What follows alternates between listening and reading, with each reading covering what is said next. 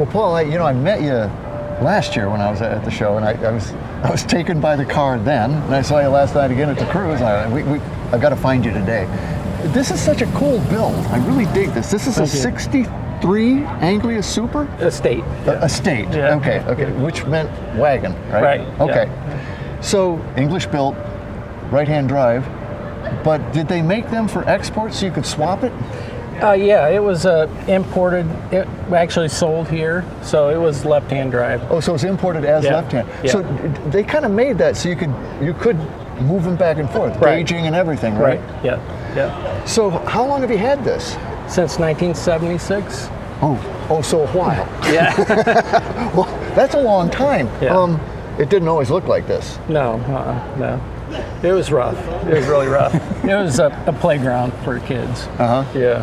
And I mean, really, was that kind of what it was for a long, long time till you started doing this? Yeah, it drug it from place to place, and I've done that. Yeah, I got it running, and it was pitiful.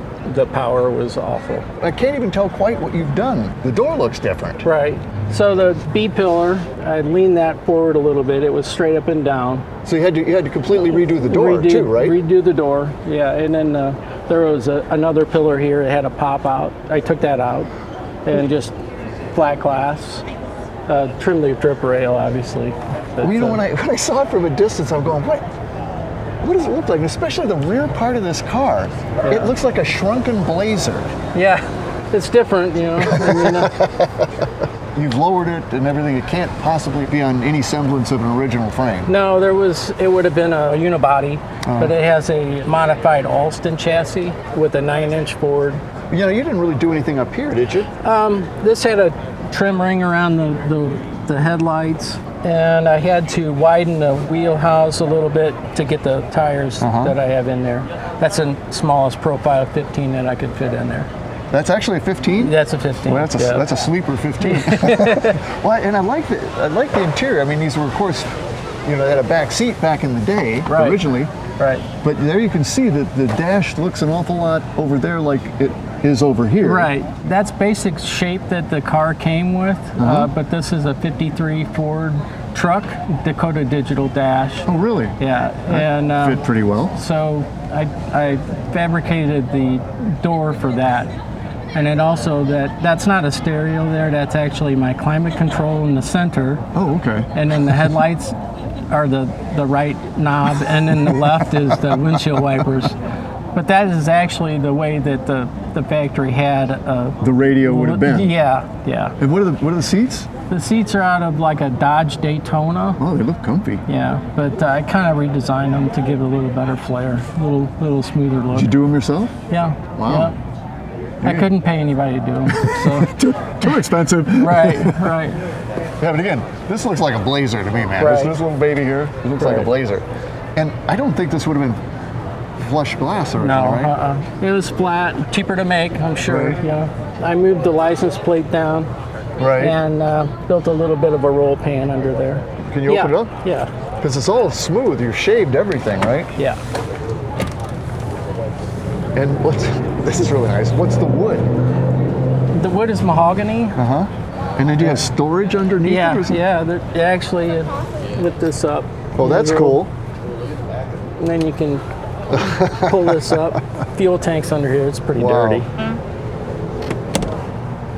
Oh, it's even soft close. Yeah. Oh, how nice. Yeah. Go ahead and close it back up. I like how you did the interior back here too. The side panels. It's really nice. You did all that? Yes. Cheers. Yeah, I tried to mimic the Super.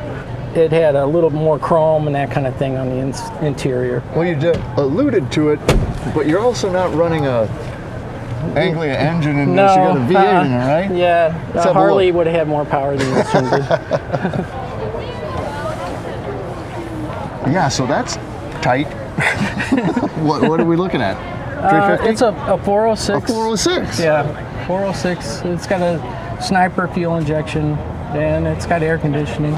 Well, you really, you have all the comforts of home in this thing, don't you? Yeah. How did you get that in there? A lot of shoehorns. Oh, man. And a lot of cutting. Everything was, this is handmade. The firewall is probably in here. Yeah. What's your transmission? It's a Power Glide. Oh, really? Yeah, yeah. I probably should have went with the 700R, but the seats and that right at the back, it gets real narrow. So Man, that is really tight. yeah, And I can't believe you got AC. So you actually drive it yeah. And we drove it 2 hours in the rain here to get here? to get here. Yeah, we drive it everywhere. It's a lot of fun. Well, you know what's nice? It's not so big that you can clean it back up in a reasonable Right, period of time, too. right.